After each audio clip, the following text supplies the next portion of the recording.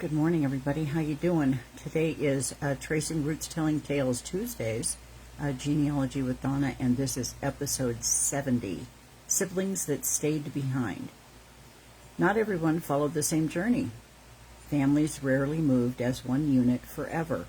Some siblings left for opportunities, while others remained close to home. That would be during Gold Rush. That would be during the Homestead Act, where people wanted to get, land, and they were part of that rush to get land out of, it was out of Missouri. I think it was Springfield, unclear for sure, but that's what some did. They were adventurers, they were explorers, they were the people that went out on the wagon trains while others stayed home. Perfect example, my grandfather knew that he wanted to come to California for the oil business.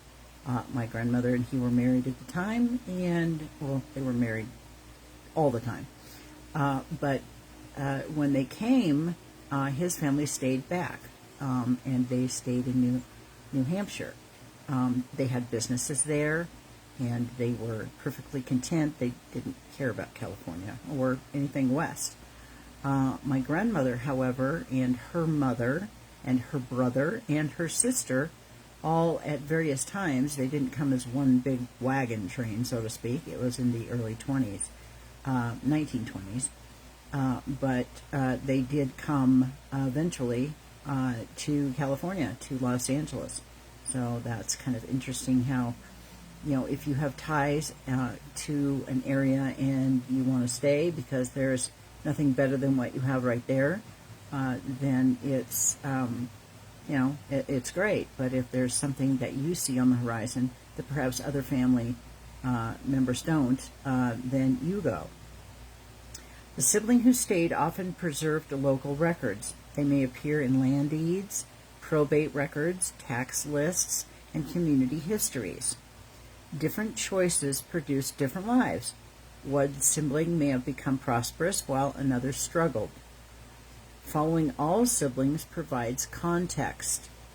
The daughters went with their husbands.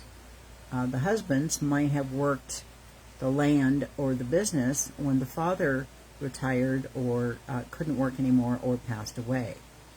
The brothers might have stayed to help mom because mom was a young widow and needed help with the farm or, again, the business. Following all the siblings again provides context. Researching brothers and sisters often fills the gaps in your direct ancestor's story. And every sibling contributes to the family narrative. Understanding their different paths creates a richer and fuller picture of the family history. Were they raised to be adventurous? Were they raised to have their apron strings cut so that they can go and explore? Did they come back home after they explored to take up residence again? Or did they stay where they were and enjoyed life? There are many, many questions when you're a genealogist, and sometimes you get the answers, and sometimes you're still looking for them. Anyway, take care, have a wonderful week, and I will see you next week. Bye-bye.